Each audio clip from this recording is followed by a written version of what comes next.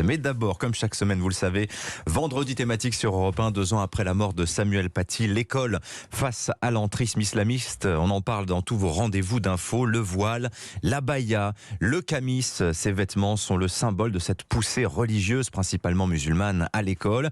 Et ailleurs, comment ça se passe? Nous partons au Royaume-Uni. Bonjour Anaïs Cordoba. Bonjour. Vous êtes la correspondante Anaïs d'Europe 1 à Londres. Chez vous, c'est le modèle multiculturel qui s'applique, multiculturaliste. Et les signes religieux, dont le voile islamique, sont acceptés dans les établissements scolaires.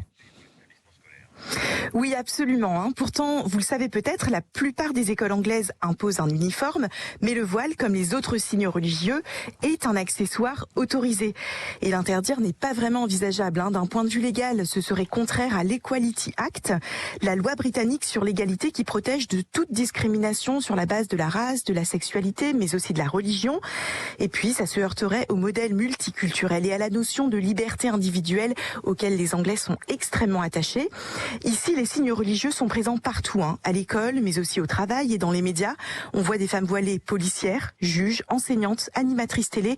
Il y a quelques années, on a même vu une candidate Miss Angleterre voilée. Alors, ces différences avec le modèle français, Anaïs, on les explique en partie parce que au Royaume-Uni, il n'y a pas de séparation entre l'Église et l'État comme c'est le cas en France. Tout à fait. Alors d'abord, le monarque britannique, qui est le chef de l'État, est aussi chef de l'Église anglicane. À la Chambre des Lords, au Parlement, 26 sièges sont occupés par des évêques de l'Église anglicane. Il faut savoir aussi qu'un tiers des écoles publiques, donc gratuites, ouvertes à tous et subventionnées par l'État, sont des écoles confessionnelles, gérées par des institutions religieuses. Il s'agit en majorité d'écoles anglicanes, catholiques, mais aussi juives et musulmanes.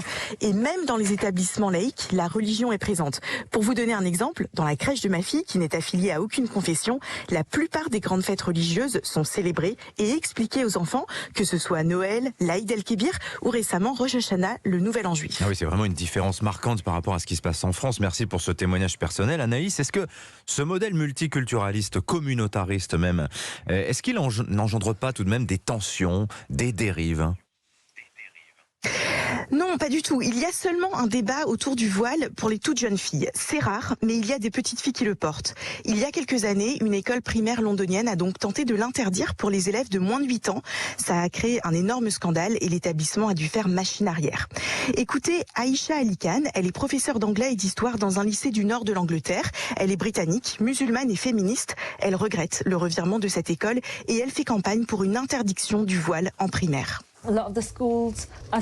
Beaucoup d'écoles ont peur de dire non aux parents. Elles ne veulent pas de mauvaise presse ou de scandale.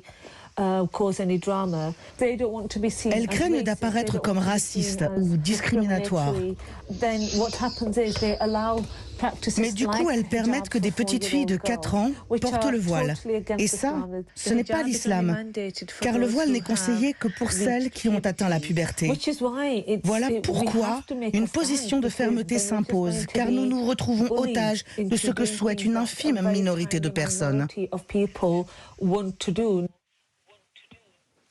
Voilà, donc le débat ici ne concerne vraiment que les toutes petites musulmanes. Certaines écoles anglaises demandent au ministère de l'Éducation de se positionner sur cette question.